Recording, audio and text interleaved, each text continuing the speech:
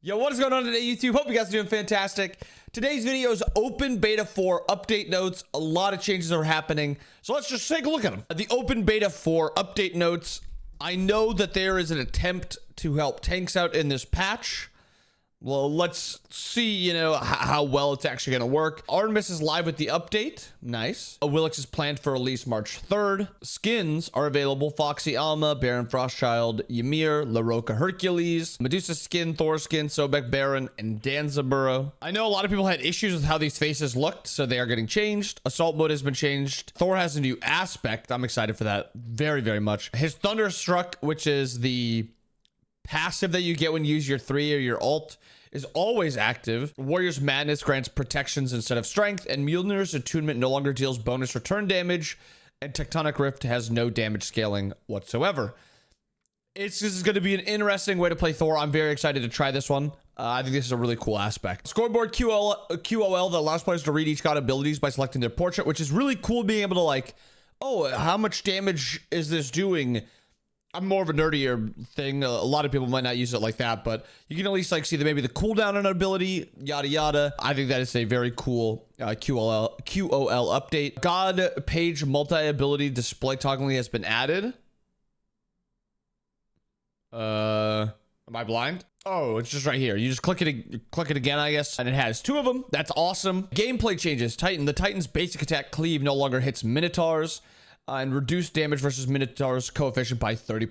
It's going to be a lot easier to end with Minotaurs now. Minotaurs will now try to get close and use melees against the enemy Titan. Player kill XP. Ooh. The base reward for a player kill has been increased from 50 to 130. The inferior multiplier has been increased from 0.1 to 0.2. And the superior multiplier has been decreased from 0.25 to 0.2. So it's just more XP for kills. A lot more XP if you're behind and less if you are ahead. Runic Bomb can now be used to destroy an enemy's base stores, which is probably the worst use. I think it's actually better to sell it for however much gold it sells for. Obsidian Dagger now also has the effect of 9 seconds, the damage buff effect for 9 seconds when used without reviving. Tower Bounties. T2s no longer have tower bounties, but the tier 1s have twice as much gold in them. Lane minions increase damage versus towers, twice as much for melees, 50% more for ranged attacks. Oh wow, there's a lot of changes. Fire minions have increased damage versus minions. So fire minions will win easier and quicker. All structures reduced attack scaling coefficient versus minions from 1.0 to 0.6. This makes regular minions able to tank 1 extra tower shot on average. Reduce the attack scaling coefficient versus siege minotaurs from 1.0 to 0.7. Okay. The tier 1 tower is squishier, has less magical protections, less power, and also less penetration. Same with the tier 2, same exact decrease, but the Phoenix is getting 400 more health, losing protections from both physical and magical, losing power, losing pen, and it adds a damage reduction effect when the Phoenix takes basic attack damage. A single hit of damage from a basic attack is reduced if the damage is greater than 2.5% of the Phoenix's max health. Okay. I guess this is an attempt to quell backdooring, but it seems like, let's just go back quick. Increased damage versus towers, so it makes towers worse, makes towers worse, makes towers worse. So they're just making towers across the board worse, and Phoenixes are kind of getting a shift, but it's coming out to a nerf, and it's also losing half of its health per second from 8 down to 4, and on respawn it increased its initial health respawn from 20% to 50% and removed the minus 50% max health penalty on respawn. So Phoenixes can now full heal, unless I'm reading that wrong. Remove the 50% max health penalty on respawn, and it spawns at 50%. Okay, that's pretty insane. Soul nerf. Her aspect's getting nerfed by 1.5% in ability damage. Probably good. I think she was kind of far and away the best mage. Izanami nerf. She's also losing a little bit of pen, or not. I don't know why I said also. She's losing a little bit of pen on her passive from 20% down to 15%, and her fadeaway cooldown is getting increased. So Izanami must be dominating at the low ranks, because I don't see this character a ton. I do think she was actually really good, but she's getting a decent nerf. Cupid, Heart Bomb, losing 10% scaling. Pretty irrelevant nerf. It's only on the aspect, but I think you'd still go the aspect because of the utility it provides. Healing, attack speed reduction, a shield. When you're getting dove as Cupid and you have this aspect, it gives you a lot more survivability. And your damage drop off is pretty negligible because a lot of your damage comes from autos. Uller nerf, expose weaknesses, decrease the buff duration from 5 to 4 seconds, and it's also losing more movement speed. Those are good Uller nerfs. I like that. Aladdin is getting another nerf on Genie's lamp. The base stats is now 1% and decrease the stats from other items per level from 0.5 to 0.4. So now it is only 9% at level 20. 9% is getting into that territory of maybe you would sell it, but because 3k pots stack, there's just so much value to just having a lamp and getting to that sixth item faster than everybody else, and then just starting to stack 3k pots. Because me being on my third 3k pot, you being on your second, or me being on my first and you being on your you don't have one yet, that's a lot of value, and I'm still getting stats from this lamp. I'm getting 9% stats, total stats. So health, intelligence, strength, protections, whatever it is, I'm getting that from the lamp, which is insane. Herc nerf, he's kind of running the jungle right now, and they're kind of doing the most useless nerf to him. They have to hit his protections. This character gets way too many protections for free. It's got to be a nerf there. It 100% has to be. Aphrodite Kiss, the jealousy damage is now 6 up to 10 instead of 5 to 15, which is a crazy high nerf. Back off is also losing a 5% slow. Lovebirds is getting more damage. So it's a shift from Aphrodite tank or hybrid to full damage Aphrodite, which I think is good. I think Aphrodite damage has always been bad.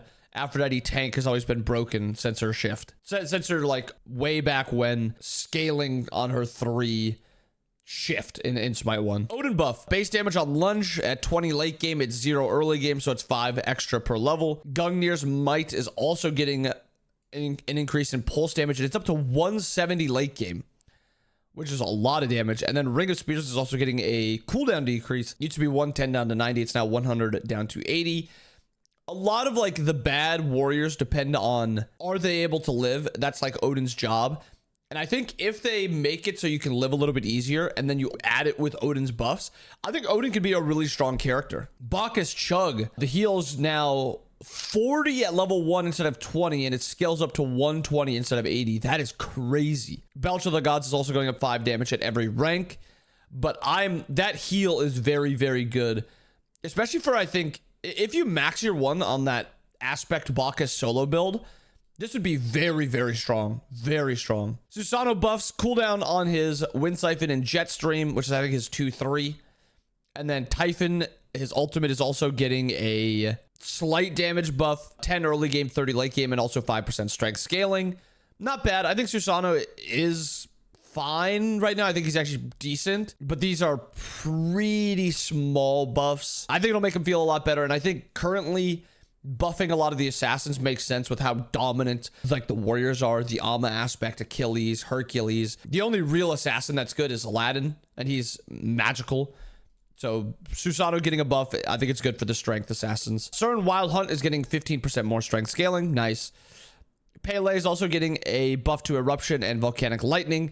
I think this character is also already good, but again, with how much weaker assassins are than warriors, I think it's a fine buff. All right, a bunch of items getting added. Magi's Cloak. I think Magi's Cloak is going to be really good. Nimble Ring, I think, is pretty underwhelming. I don't think you're really ever wanting this on any character, because for the most part, unless there is some combination, and when the patch drops, if I can find something else, I'm going to test it, obviously, but unless there's some combination of intelligence with this ring, with attack speed, with like the bracer, the demonic grip, all that combinations, where you are autoing for more with this than you are with the strength build, it's just not really ever going to be worth. Even on gods like Zeus, I think a lot of the items that they'll be building, you're not going to get to enough intelligence. Like bracer 60, demonic is I think 45, Braggies is 25, 35 maybe. No, I think it's 25. Like you're getting to 250, 300 intelligence. Your abilities aren't doing that much more damage, and your autos are going to be doing a good amount less. So I don't think this is going to be a relevant addition. I think people just want more items, so that's fine, but I don't think this is going to be very much. Next up, Bancroft's Talon, which is actually like a heavily nerfed Bancroft's Talon from Smite 1. It's now 100 intelligence, 25% lifesteal at 2550 gold. I mean, this is 100 intelligence, which is decently low, 25% lifesteal. I'm not in love with this item. I think Soul Gem a lot of the time for mages is going to be better, but maybe for like Hades or Anubis, there is some relevance with Bancrofts. I'm just in it towards this item because it's just so heavily countered by anti-heal. Typhon's Fang, 50 intelligence, 20% lifesteal is Smite 1 Typhon's Fang. They're reworking it from Smite 2. If you're buying a lot of lifesteal, maybe slap on a Typhon's Fang, but again, it's countered by anti-heal, yada yada. Soul Reaver nerf, I'm pretty sure this is actually 0.25 now, right? Like they ended up nerfing it again. Oh wait, no, the base health. Oh wow. So Reaver's actually gotten nerfed again. So Reaver's now lower base health and lower base percentage health damage and a lower scaling. Reaver's taking a pretty high nerf. It's still better than old iteration, like the last iteration of Reaver. So you're still probably buying it, but it is going to feel a lot worse. Life Binder's an extra 5 seconds, and you also no longer have the kill reset on, the cooldown reset on kills and assists. It's going to be a lot more fun to play against this Life Binder, and I think it'll be more difficult to play around with, but if you're good with it, you'll still be impactful. Olmec Blue, this is the item that a lot of supports would go just their starter into this item, and then they would just rush Life Binder because you would just get so much health regen with this item and with your starter from like getting the assists. I think this is a good nerf. Totem of Death is losing 6%. Okay, so here's where I think the tank buffs are coming in. They're just nerfing penetration, which is my idea. I spammed it in the chat because there was way too much penetration in the game. Totem of Death is losing 6%. XC is losing 6%. Obshard is losing 5. Titan's Bane is losing 5. I'm a little iffy about Titans and Obshard losing pen because I think these are supposed to be the tank killing options, but now it feels like Totem of Death and Executioner are the tank killing options, which is fine. But like, if you're playing a god that's like a poke oriented god, you're playing something like Scylla, where you 2-1 alt, you're not getting to this 24%. You're only staying at 18% on your ultimate. Actually, it'd only be 12% on your ultimate. Your ultimate would kick it up to 18. I would have preferred them nerfing Totem of Death and Executioner a little bit more and keeping Ob and Titans at 20%, but I think this is a good change nonetheless. I'm just a little worried that now it's going to be hard to get to your 30, 35, 40% pen because this is 15, this was nerfed to 5. It's almost like you have to be able to use Totem and Executioner, otherwise you won't be able to get that high. But yeah. Heartseeker nerf, Heartseeker is getting 150 extra gold. Ratatouille is losing 5% pen. Genji's is getting the cooldown passive trigger from 45 to 30 seconds. We're getting a big axe buff. 5 extra strength is actually crazy when you're already a bully in lane, and this allows you to clear a little bit better, which is Axe's downside. So I think this is actually a pretty big buff. Sundering Axe is also getting an extra 25 health on the heal, or 25 on the heal. Boomba's Cudgel is now losing 10 true damage after an ability. I think this one was just a lot of the times better than the other Boombas, but I think it now puts it more in line. Leather Cowl is also getting 5 more strength, which I think is really good for Cowl. Reaper is also getting 5 more strength. We're really good for that.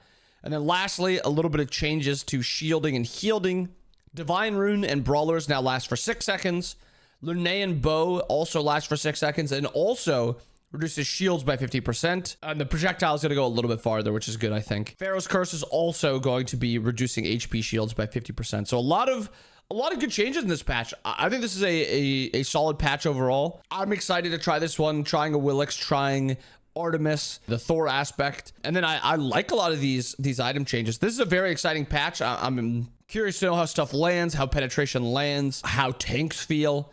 So I think this is good overall. I think this is a good step. And if it's, maybe tanks are a little bit too survivable with pen being at 15% on Ob and Titan's Bane, you can kick these back up to 20 and just nerf Totem of Death and Executioner again. But yeah, let me know what you guys think down below. How do you guys feel the patch has laid out? Are you guys excited to try anything? Let me know. Comment it down below. Make sure you guys like the video, subscribe, and I'll see you guys again next time. Peace.